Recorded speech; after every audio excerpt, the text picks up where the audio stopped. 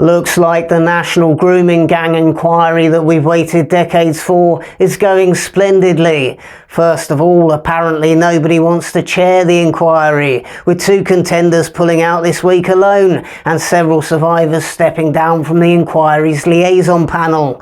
Excellent progress. A government spokesman has said it may take several months now to appoint the right chairperson and get the inquiry back on track. I mean, nobody's in much of a hurry to expose the decades of wrongdoing and provide justice and some sort of closure for the victims.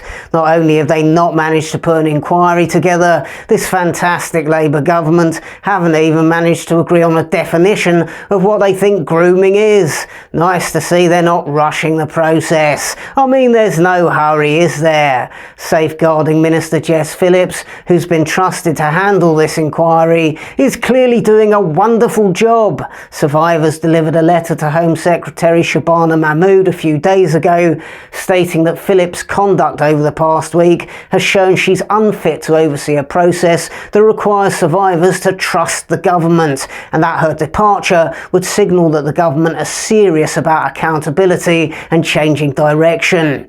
Predictably, instead of siding with the victims, the Labour front bench have gathered in a collective show of solidarity for Jess Phillips, when clearly the moment that letter dropped, she should have resigned or been removed from her role. And who could blame them? They're all on the gravy train now, these Labour ministers. They've got another 3.5 years in office, and they're like pigs at a trough, greedily snuffling away while they can, up to their necks in political opportunism and point scoring, busily putting their careers before justice for sickening numbers of young white working class girls who were the victims of systematic abuse over decades.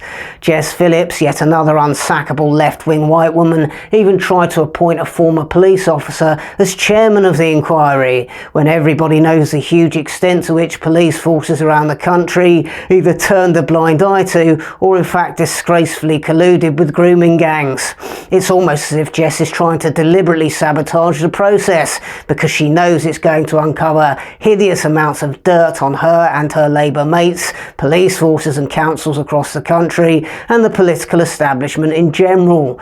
We know where this is headed, don't we? Our elected representatives are going to use every trick they can conjure to disrupt the process, obfuscate the facts, sweep everything back under the rug until we all get bored of waiting and every scumbag involved evades justice. My latest half-hour stand-up special, Andrew Lawrence Worse Than Hitler, premieres on the Comedy Unleashed YouTube channel this Saturday the 25th of October at 8 p.m. Great news, I'm bringing my live stand-up show to Newcastle on the 29th of October and London on the 11th of January. Ticket links beneath this video.